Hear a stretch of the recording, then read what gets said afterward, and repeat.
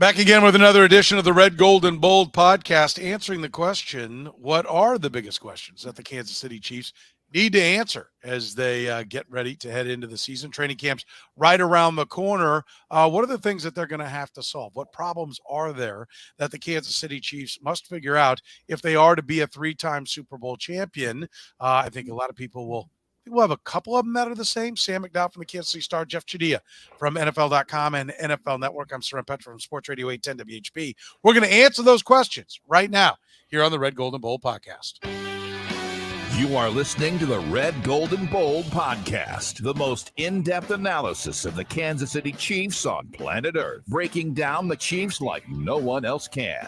Red, Gold, and Bold is hosted by Jeffri Chadiha, Sam McDowell, and Soren Petro. Jeffri Chadiha is a senior columnist and on-air personality for the NFL Network and NFL.com. Sam McDowell is the sports columnist for the Kansas City Star. Soren Petro is the afternoon drive host of the program on Sports Radio 810 WHB in Kansas City.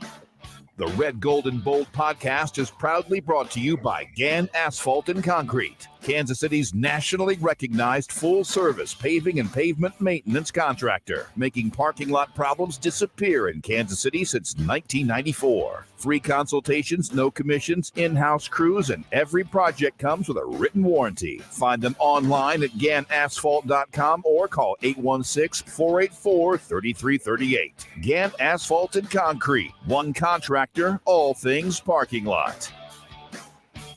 Now, here are the hosts of the Best Chiefs podcast, Jeffri Chadiha, Sam McDowell, and Soren Petro. Thank you, Curtis. We appreciate it. Remember, if you are listening to us on the podcast, you can catch us, be a part of the stream. We usually do it Tuesday nights. Make sure you're following us on Twitter, and we'll put the word out as to when it is. All right, guys. We always like to kind of come away with maybe open with what we figured out, what we learned out of the exercise. A lot of problems, not that many problems, hard to find problems. Jeff, what was your takeaway in just putting this exercise together? We talk a lot about some of the things we're going to discuss on this show, but I think this is a really good football team, obviously a great football team, a team that's won back-to-back championships, chasing a three-peat. But yeah, they don't have a ton of problems, a ton of questions, but the ones they have are legitimate. It could really be crippling if they're not answered. So, yeah, I was surprised by the significance of the questions that I came up with for them. Yeah, we, it is. Okay, so maybe in our last podcast, we talked about who the top contenders were. So maybe the Chiefs aren't as rock solid, kind of like we were finding flaws in all the top contenders. Maybe the Chiefs aren't as rock solid as we think. Sam, anything you took away from the exercise? Yeah, there's some overlap with my questions this year that I think I would have been asking last year as well. And the Chiefs still won the Super Bowl. So I agree with Jeff that there's some significance. I think there's probably two or three that we'll all have somewhere on our list. But they overcame this anyway to still win it all last year. So I'm putting it in that context. Yeah, I will say that my takeaway was that they're stronger than I actually thought, although I think there's a critical question that's got to be answered.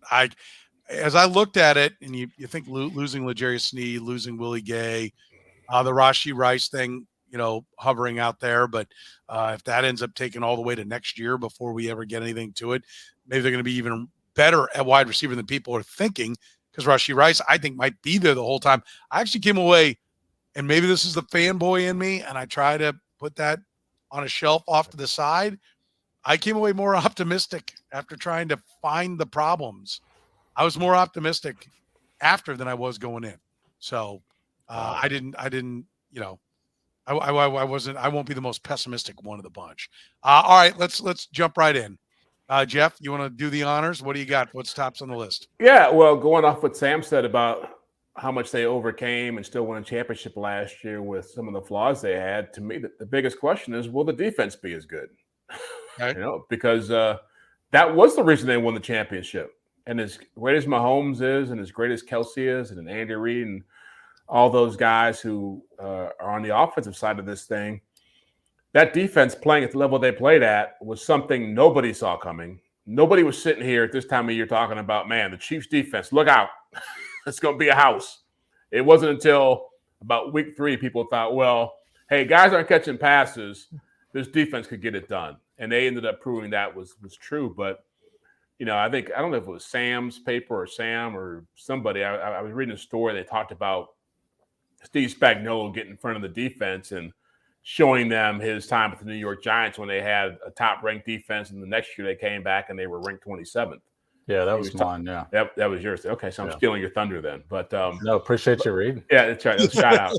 Yeah, and so I thought that was a very profound moment because the thing is, this ain't like the '85 Bears defense. This is a defense that's built more off chemistry and unity and all those things that really matter on defense. But it's not like the Jets, for example. You got multiple Pro Bowl level players at different positions. And so there is a question of can they duplicate that? And losing L'Jarius Sneed is a big loss to what they hope to accomplish. So, yeah, I'm curious to see where they rank. I think they'll still be a good defense, but if they're not an elite defense, it could be a tougher road for them. Yeah, that's interesting. And by the way, I love that Sam's paper.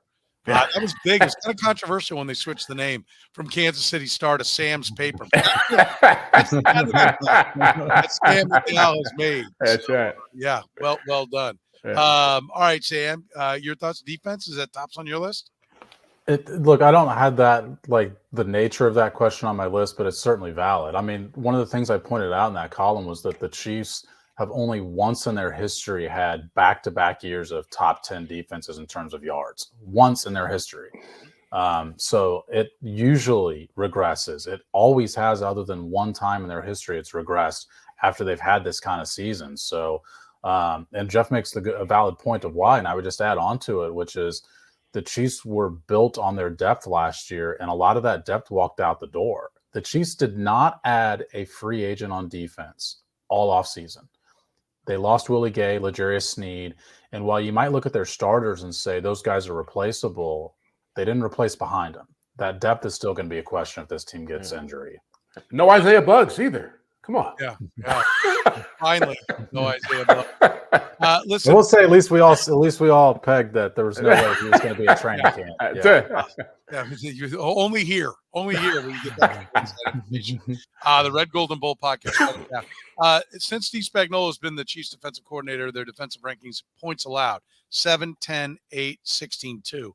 There is a consistency there. The 2 kind of balances out with the 16. 7 to 10 is kind of where they are, and it's kind of what I expect out of this team. I think that, to have the kind of year that they had last year, I think part of the reason, Sam, you bring up that they kind of regress back, I think that's just the nature of defense. It is, because look, it's hard to retain star players in this league, and or it's hard to retain a whole that does really well. And with defense, it's built on your weakness. And when you lose a couple guys, even if they're not those Pro Bowl caliber players, you still potentially create some weaknesses there for offenses to exploit.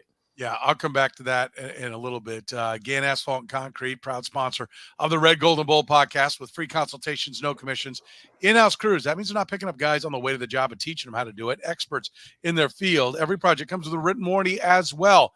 Gann Asphalt and Concrete keeps your parking lot safer, helps you and your business avoid unnecessary delays and costly expenses. Find them online right now at GannAsphalt.com, or just give them a call, 816-484-3338. Gann Asphalt and Concrete, one contractor, all things parking lot. That's what they do, and have been doing it for 30 years in Kansas City. All right, Sam, what do you have tops on your list? Yeah, tops on my list is just the Rashee Rice situation. I think you could frame the question however you want, but how long is he going to be suspended? How long are they going to have to play without him? And to be honest, how do they handle training camp? Even to just the possibility of playing without him. I think a lot of the Rashee Rice conversation is because it was a year one player. Usually guys in year 2 get better in Andy Reid's system than they were in year 1. So a lot of it's based on potential, but for me, it's based on the actual guy we saw on the field for the last half of the season. Pre-week 12, so week 11, because they had their bye in the first 11 weeks. So the first 10 games of the season, Rashee Rice did not have a game with more than 5 catches.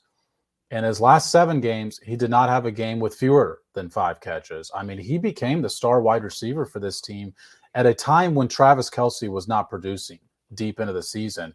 86 yards per game over his last 6, Like I said, at least 5 catches in all of them, and he had 8s, 9s, and 10s in there. I just think there's a considerable question for what does this team look like with Rashee Rice, and how long will they have to look like that without him? Are you of the belief that he will definitively be suspended this year? I really think he'll be suspended this year. I think if this situation legally has not played out, which is usually the route that the NFL prefers, is to come in last and drop the hammer. I just think we could potentially see a commissioner's exempt list sort of thing. I think the sight of having Rashee Rice play in your opening night and take up the bulk of the conversation on your opening night is not a storyline that the NFL wants. And it's going to be a storyline regardless. Like, if he doesn't play, that's going to be a storyline. But the second piece is, that's why he's not playing. You're not talking about a guy who is involved in the game. And I just don't think the NFL wants that. And I think the NFL has an opportunity in that case to step in and say, we're not assuming guilt, but you did acknowledge you were driving this car, and we have seen the video. Yeah. They don't want to see him on that exempt list, the Chiefs, because now you're in purgatory. You're just drifting around from, you can't make plans for anything. Right. Yeah. Right. No, I agree. And I don't know. I'm with you that they don't want that to be their opening, night deal. But I also am not sure that they want to start the season by handcuffing, that they want that kind of ambiguous, like, let's call it what it is, suspended indefinitely situation. You put the guy on the list. I'm kind of the opinion he's not getting suspended this year. The whole year?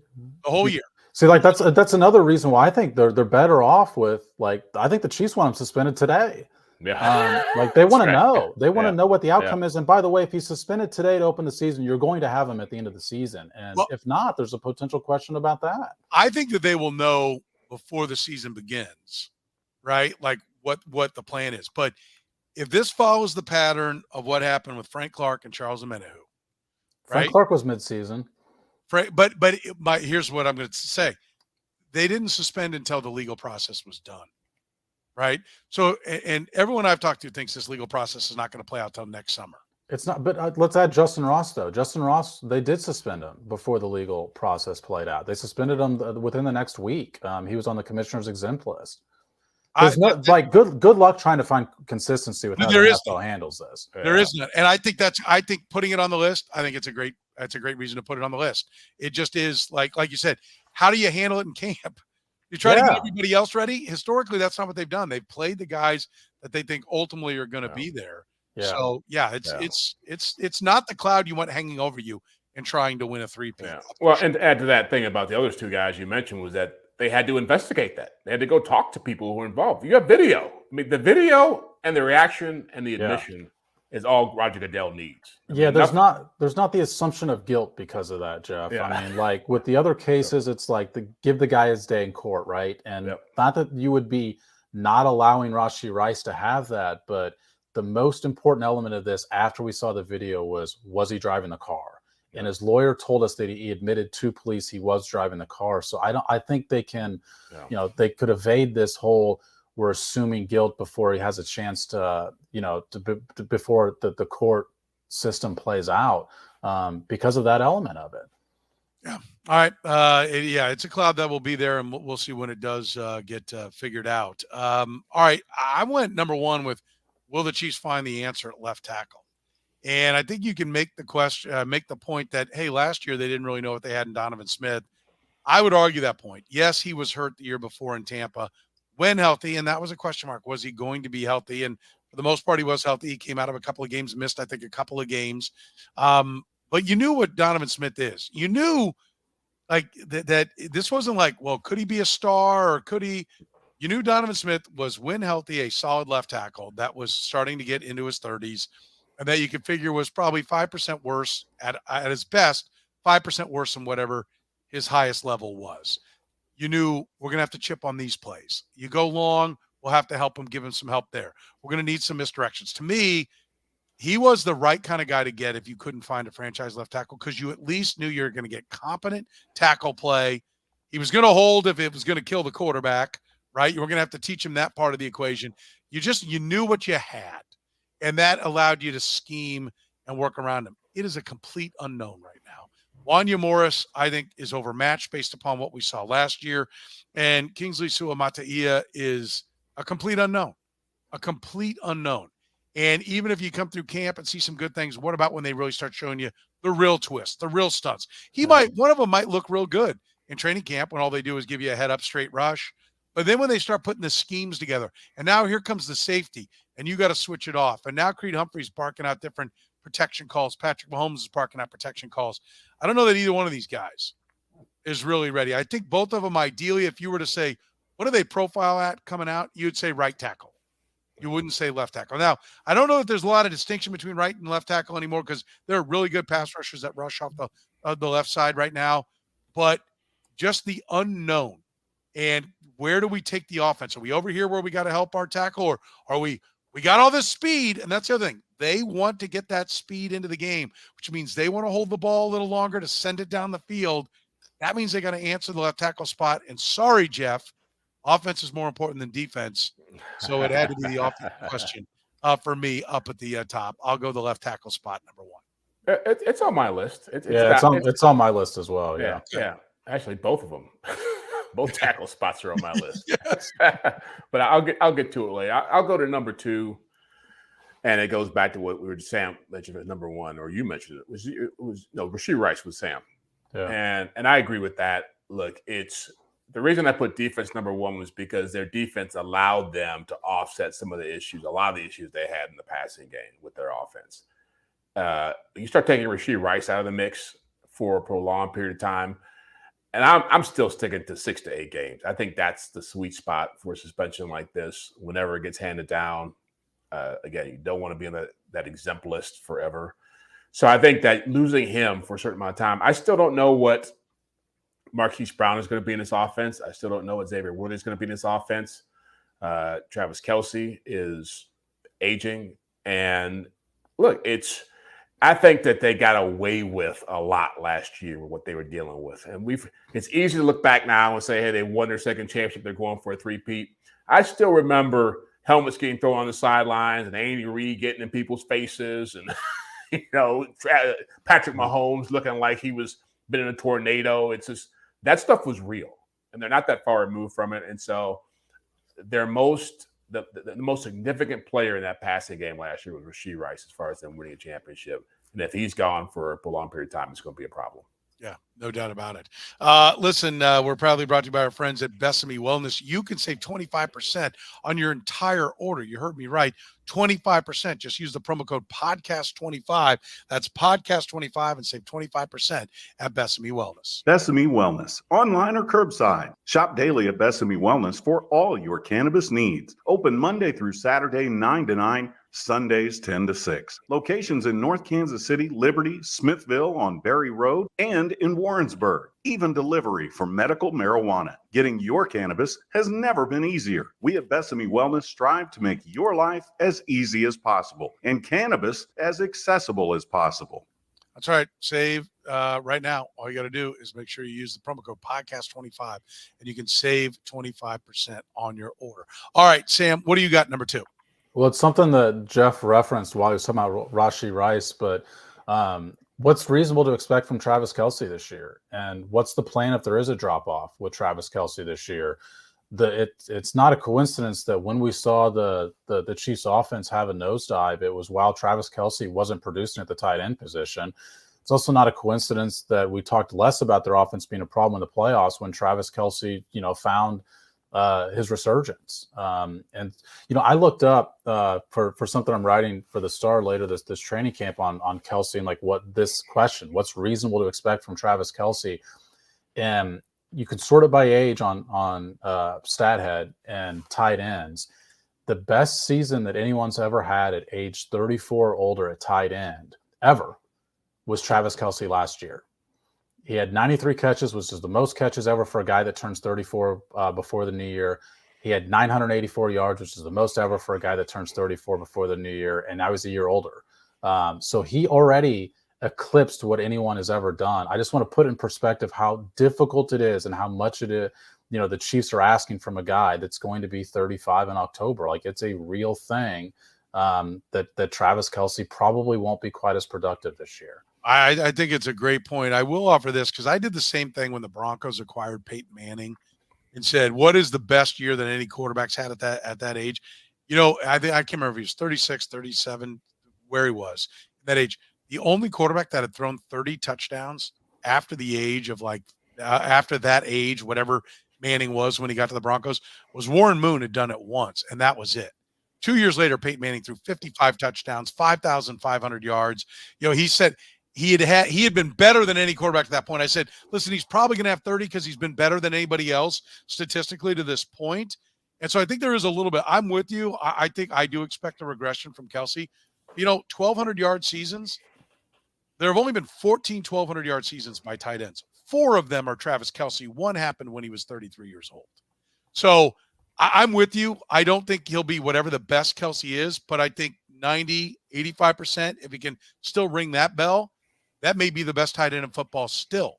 I mean, I think he's going to be the best, 35-year-old tight end the NFL has seen. But the best 35-year-old tight end the NFL has seen, he's still not getting to 1,000 yards. No, he's still not catching 100 passes. Yeah, Tony Gonzalez at about 900 yards and 8 touchdowns. No, and again, we're talking about questions, not predictions. Right. Questions that we're asking. And so I think and the secondary part of that was, what is the plan if there is a slight drop off with Travis Kelce? What's the plan if you decide that he took off week 18 last year and he was significantly better in the playoffs? If you correlate those two things and say, maybe it makes sense to give him a game or 2 off, what's the plan in those games if Travis Kelce misses games? Yeah. I was going to say, it's always hard to gauge players at that level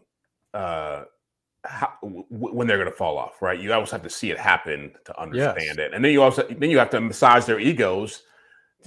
Travis had a lot of blow-ups last year. We forget that stuff. And it's in the Super Bowl, he had a blow-up. And it's just, for not being on the field, Jeff. That blow up was because he was not on the field. Yeah, and so you have to sort of look at that. That's why it's number 3 on my list. Just to full disclosure here, but there is that element of him. I love him to death. He's obviously one of the greatest tight ends ever, arguably the best for some people. But that second half of the season, until he got that break in the last week against the Chargers, was looking rough. And he's the kind of player, he's not like Tony Gonzalez, who's going to body you up and well into his 30s and still make those 50-50 catches and do all that stuff. He wants to get loose and have space. His greatest asset is creating separation. And you saw that when they were throwing those little screen passes and hitches and stuff. He was getting tackled for 3-yard gains. And it's that part of the offense is very much in danger because he's going to have some moments. But to do it week in and week out, I don't see it happening. And to Sam's point, I don't know what plan B is. But does 905 cripple this offense? Depends on how it comes, right? I mean, and when it comes. Because I remember some games a couple of years ago when they played the Chargers and it'd be a back and forth, and all of a sudden he'd get loose and have a catch and run of 45 yards for a touchdown. Or it's a Super Bowl against the Eagles where he's catching the first touchdown pass, or the Ravens. He's going to have those moments, but to carry it on, week in, week out. Remember, he almost got hurt twice without getting touched. It happened in practice, and it happened, I think it was against the Vikings, where he rolled his ankle, looked like he was going to have an Achilles tear. So that stuff starts happening at his age. Yeah, it does. I think injury is the biggest threat, more than I think. I think what will send the decline, which age usually comes and you fall off a cliff, you don't kind of erode little by little. I think it's usually precipitated by an injury you can't get back from, and an injury that then makes you more vulnerable to more injuries. And so I think that's the question is does he get hurt? I'll give you my number 2 on the list, and I'll go back to. Sorry to interrupt. Is that on your list? Travis Kelce? No. Okay. Wow. I guess you do got the rose-colored glasses on, huh? It's the red, gold, and bold color glasses. It's not. I mean, I would put it there, but because I'm expecting 905, and I would say that the other reason is I do think whatever the suspension will be for Rashee Rice, it won't be end of the year and into the playoffs. right? I don't think there's any way the NFL is going to do that. So at some point, they're going to reach a point of no return, and he's either not going to get suspended or they'll have him back when they get to the playoffs. And I do think by the time they get to the end of the year, assuming they're all healthy, and even assuming most of them are healthy, Rashee Rice, Hollywood Brown, and Xavier Worthy is going to make the receiving core much better, and I think that they will be able to withstand any kind of regression from Travis Kelce. Injuries change everything. I mean, we could put injuries number one for every team. If Patrick Mahomes goes down, they're screwed. So if you want to put that up at the top, I'm good with it. And I think Kelce, to Jeff's point, and I do agree, there's going to come a year where he's going to be hurt. He's going to play 6 games. I think that's what sends him to retirement. If he's playing 14, 15 games, he's going to keep coming out. I think they've got things that will make it easier for him to get open, even though he's not as skilled as he was. And so I'm not as concerned about it.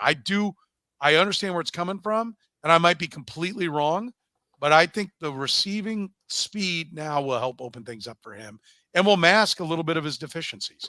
But barring an injury, I don't see him falling off the cliff yet. I think that's still out there. All right, so number 2, I went to the defense, and I asked, do they have the necessary depth on defense? Right? Sam, you've said it great, and I used it on VSiN the other day, the gambling network out of Vegas. I stole your line. I think it's a great way to put it. L'Jarius Sneed cannot replace L'Jarius Sneed. What he did last year, he isn't going to do this year for Tennessee, and wouldn't have done it this year for the Kansas City Chiefs. But I like the overall depth and there to be no weakness. I think Josh Williams will be the guy to step in. They get Najee Johnson back. Well, they won't be quite as good with the top dog. They do still have the defensive coordinator and the defensive backs coach in place, which means schematically, I think they're going to be good. Willie Gay was a solid player most of the time and the things he was good at. I think we're going to be saying the same thing about Leo Chenal. Leo Chenal is a solid player. His PFF grade's great because they only used him exactly where he was best at. That grade's going to come back to the pack. We'll find that he has some limitations in coverage. They'll be a little worse in coverage than Willie Gay was, but they'll be better against the run. They'll be better on the blitz with Leo Chenal. But if somebody goes down, I don't see the answer when somebody goes down. Yes, we know that they can move over Drew Tranquill to the middle linebacker if Nick Bolton goes down. They're fine. I think even Leo Chenal could probably play on the mic. But that is a question mark to me. And the defensive line without Charles Omenihu. I think if everybody's healthy, they're still really good, and they figure to get Omenihu back at some point. But if they would lose Chris Jones, and he's got a 3 in front of his age now, that defensive line is extraordinarily ordinary until they get Charles Omenihu back. And so I think if they're healthy on defense, they're going to be fine on defense. But the depth is not there this year, and they will feel it more, and that's why part of the regression that we've talked about will happen, Sam. Yeah, I mean, it's on my list. I've made the point in this podcast before, but it's the under-talked about reason the Chiefs defense was so good last year was they went and added Drew Tranquill late in the second wave of free agency just because he was a dude who they thought could play, who should not have still been out there. They did the same thing with Mike Edwards. Both those guys get contracts the next year in a much quicker phase of free agency because they played well. And guys realized that they were key pieces, but they were key pieces who the Chiefs needed. When Nick Bolton went down and when Brian Cook went down, those guys became starting players. And I think at cornerback, they have some answers, but elsewhere, I just think, at linebacker, and not that that's the most important position on the field, but it is sometimes 3 of the guys you have on the field. And at defensive line, I think there's real questions about who's next up. Yeah. Well, and also, and that's 4th on my list, by the way. Okay. What?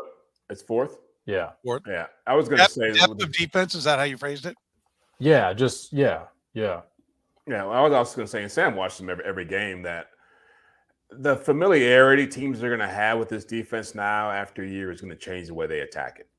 And like I said before, this wasn't a star-studded defense. Outside of Chris Jones, it wasn't a guy you said, okay, how are we going to deal with this dude? And I think teams were kind of arrogant about how they attacked the Chiefs. They thought they could get away with stuff that they ultimately could not get away with. And we talked about that on the last podcast with the Niners and the blocking and interior blocking and not being able to deal with Chris Jones and just, hey, we're still going to try to throw deep anyway. We're still going to try to make these plays. I think you're going to see less teams do that and more teams try to pick apart some of the weaknesses in a different way. which again leads to the question about the defense overall. Yeah. Sam, what do you have at number 3? Your number 1, which was what is the plan at left tackle? And the thing I'll add on to that, because I think Kingsley Suamataia is going to end up starting week 1. You do. So I looked up, and I could only find 2 rookie left tackles that have ever started for a Super Bowl champion, at least half the games, regular season games. One with Green Bay, John Michaels starts just 9 games, and then Matt Light is the last one in 2001. Like, it's been over 2 decades since that I could find that somebody has started a rookie left tackle for at least half the regular season, and that team's won the Super Bowl. And by the way, there's only 2 that have lost the Super Bowl in that same criteria. Rookie left tackle starts over half the season. So only 4 guys I could find who have made a Super Bowl as being the team starting. Like, it's a real thing that starting a rookie left tackle there is some risks to it. Now, having said that, Donovan Smith was not a Pro Bowler last year. Like, he had some flaws, particularly in the running game. Like, he was better as a pass protector, which is like the Chiefs will take that trade-off. If that's what Kingsley Suamataia ends up being, a really good pass pro guy who needs some work in the running game, the Chiefs will take that. But we don't know that Kingsley Suamataia is going to be that. Like, he still has to prove he can get to what Donovan Smith played at last year. I think he'll get there, but I kind of think that's about the season that he'll have. And I agree with you, Soren. Like, protections and all that stuff is going to be an adjustment for him. Like, he's playing in a completely new offense. He doesn't know the lingo. He's going to see some things that he has never seen before, and therefore he's going to make some mistakes that he doesn't even know are possible to make right now. Yeah, that's actually 4th on my list. Okay. So I'll chime in on that one. Actually, right and left tackle are on my list for that reason, because the underrated part about Donovan Smith or even Orlando Brown is that those guys were veterans when they were moved over there. So even if they had physical limitations, just the experience, just the knowledge of the game, just seeing stuff, knowing how to communicate with the other guys on your line makes a huge difference. And you don't have that with Suamataia.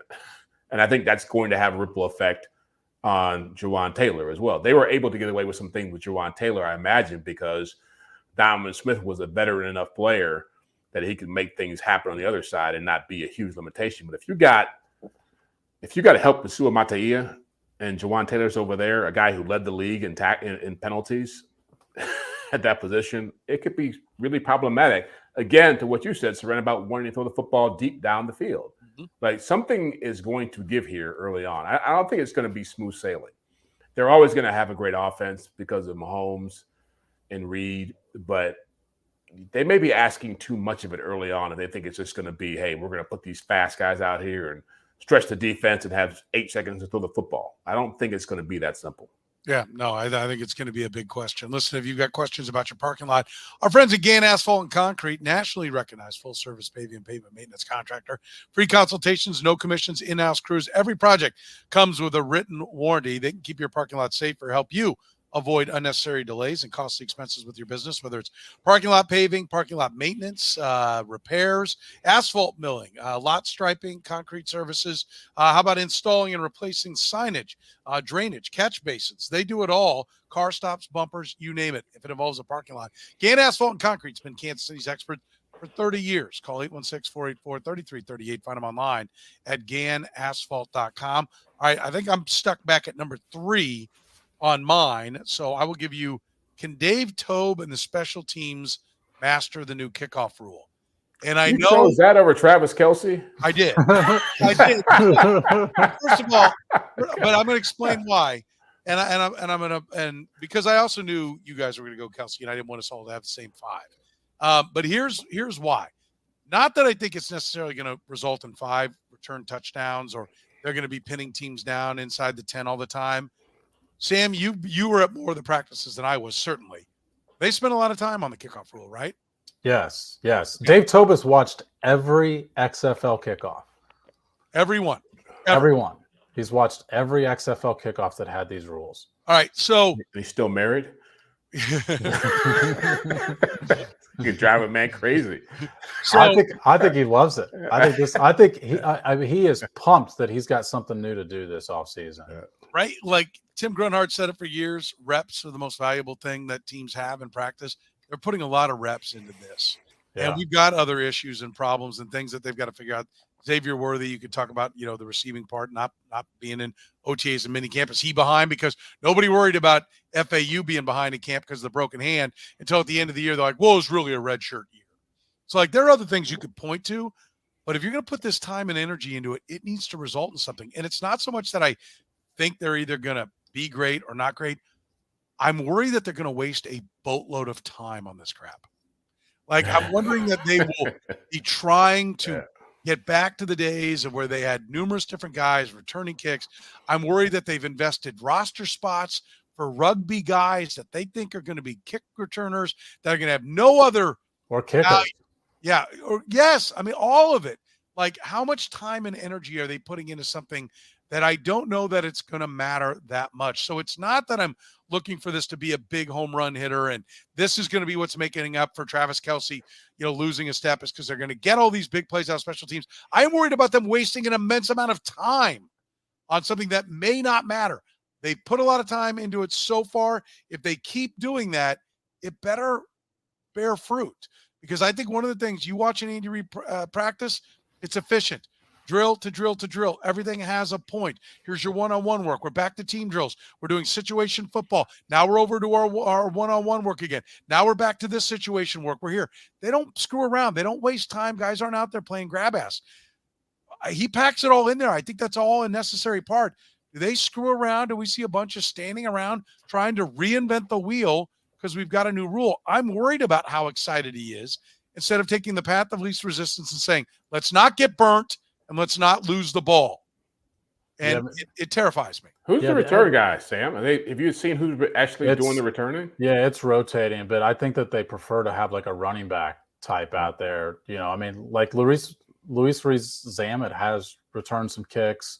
Prince, the guy who was an undrafted free agent last year, was on the roster bubble at running back. I just think they want a bigger body. Like, I don't think you're going to see McCole Hardman returning these kickoffs. But one of the other points with what Soren made is that, like, by week, 5, there's just going to be a standard way to do this. And so whatever advantage you can get that might be tricky in this situation, which is going to be more about how you kick off, by the way, than it is how you return these kicks. Like, this is going to be a real adjusting to a curveball versus slider versus fastball situation. Like, it's going to be dependent on the way it's kicked to you.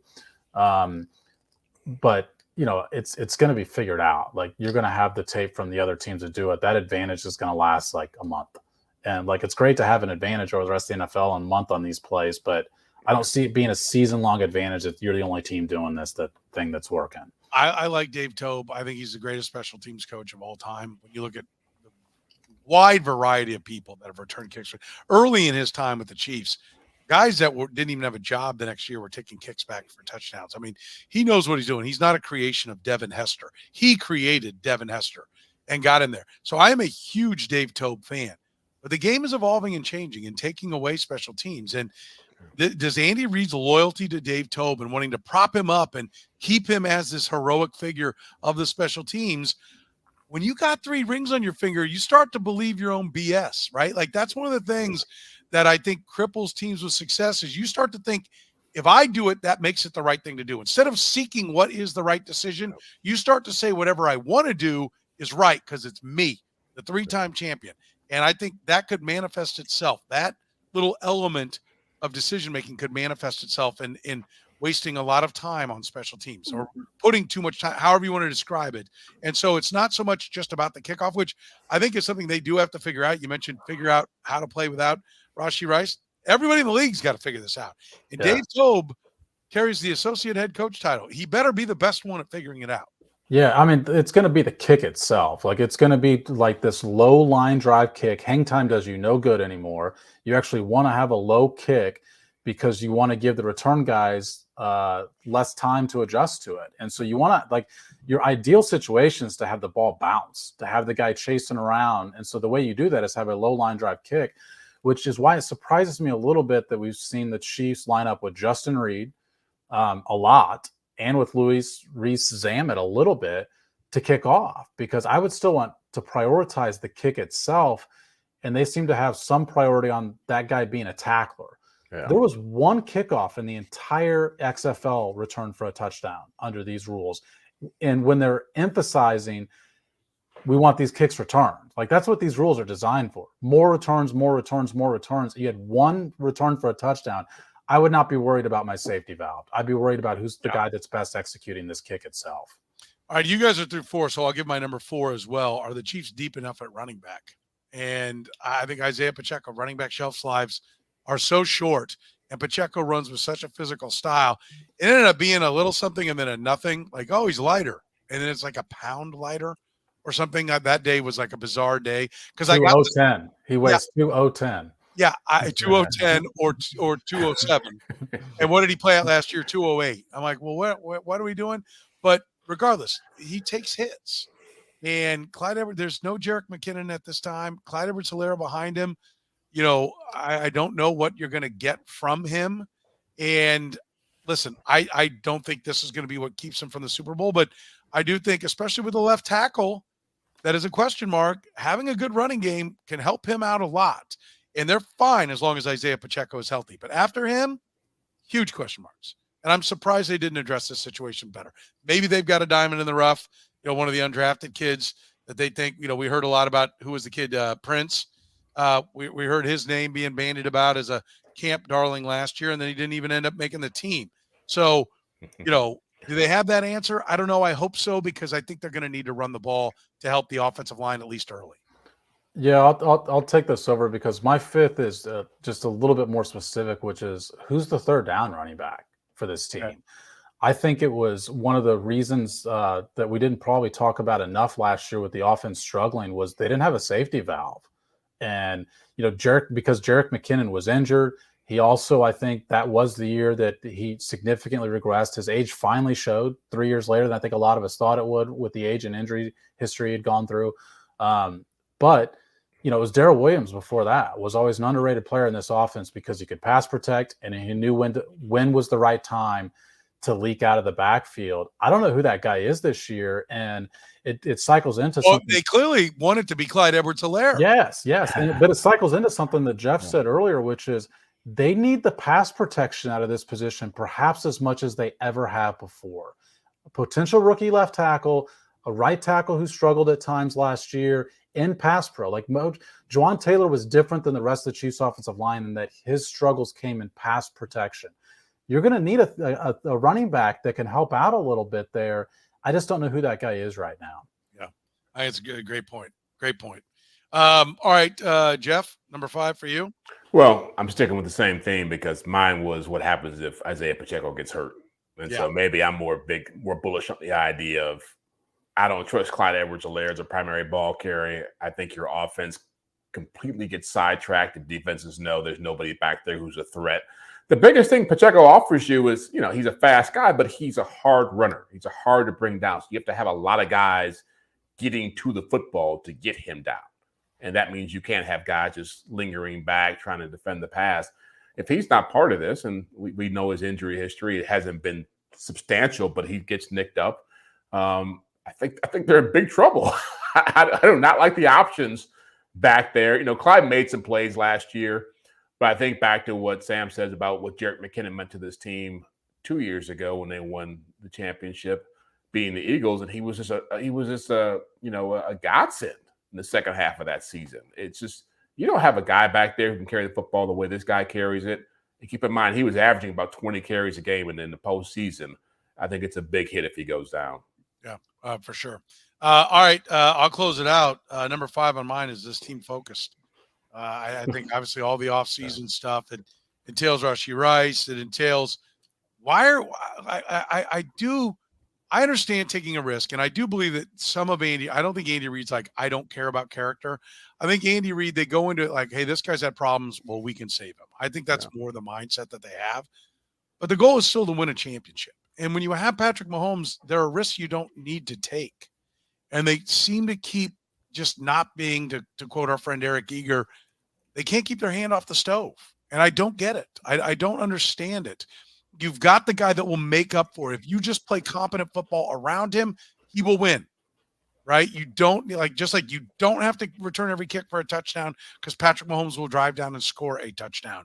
I think there's a lot of that. And I think, first of all, no one's won 3 in a row. Why? Part of it has to be focus is tough. Like I talked about, buying your own BS, I think, is part of the equation as well. Like all that. Are they genuinely able to get back to the ring ceremony's over? That was then, and now we're just focused on now. Three-Peat will be brought up. That's fine, because that can only be done by winning this year. I don't mind if they say that, but are they really all in and willing to make all the sacrifices that they've made over the years? And I think you could point to that they weren't last year. Oh, yeah. See, I think it's the Raiders game. Yes, until the Raiders game was the final wake-up call where they put it all together. Why, after another championship, why wouldn't you just be like I won't be shocked if they're 2-2 and yeah, we got this. Remember how we finished? We'll finish strong. Yeah. And then all of a sudden you can't find that switch. And so all the off-the-field crap leads to, are you even going to be fine? Okay, quit getting out of trouble. But when you come in and you have those meetings, are you really focused? Are you really in on the game plan? Or did you really work out? Did you really do everything? That's incredibly hard to do when you had long, grueling seasons year after year after year like this team has done. Yeah, and I think the fact that they struggled last year doesn't help them in this department, because I think it de-emphasizes the importance of the regular season, the fact that they struggled so badly through a major portion of the regular season last year, particularly offensively, and still were fine, still won the Super Bowl in the end. I think it's the beauty of football has always been that you only get 17 of these, and every game you should not have a flat game. And I think it's a real question, to your point, Soren, about do we see games where the Chiefs come out flat? I mean, they came out flat last year and still won the Super Bowl anyway. Yeah. Jeff, any thoughts? Well, no, I mean, I think you're all saying the same thing. It's just that, and this is not, when I say this, people think it's a knock on the Chiefs. The Chiefs aren't the 70s Steelers, the 80s Niners. I mean, we live in an era where it's hard to have those kinds of teams emerge. They're a really good team that knows how to win games.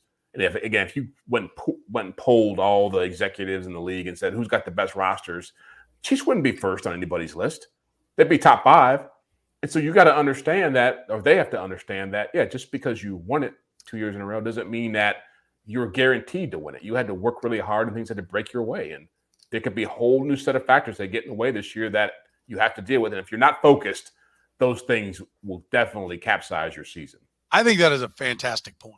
Because when you bring up the Steelers and Niners, because their rosters compared to the rest of the league were so much better. Yeah. And the NFL now with the salary cap and free agency disperses that talent. So everyone's margin for error now is way less than what those dominant teams were able to be in the 70s and 80s. And so it makes, in a way, if you wanted to say, the Chiefs even more impressive that they've been able to do it, because their margin for error in every game and every playoff has been less than what it was for the Steelers and Niners. And I think that shows in the scores of the Super Bowls that they've had. They have not kicked anybody's ass. I think it shows in the Patriots Super Bowls. They didn't kick anybody's ass, right? It just comes down to the very end and making those plays. And so if you get off course a little bit in the regular season, it can derail you. I think that's a fantastic point. Their margin for error is so much less than what history has given to, previous quote unquote dynasties. That's a great point. That's a great point. Don't forget, I've used that promo code podcast25. You can save 25% on your order at Besame Wellness. And don't forget about our friends at Gann Asphalt and Concrete. Kansas City's rock stars of the parking lots. That's what they are. One contractor, all things parking lot, solving parking lot problems, all of them, any kind of them, since 1994. Every project comes with a written warranty. Find them online at GannAsphalt.com. For Jeffri Chadiha from the NFL Network and NFL.com, Sam McDowell from Sam's Paper, the Kansas City Star. I'm Soren Petro from Sports Radio 810 WHB saying thank you very much for joining us here on the Red, Gold, and Bold.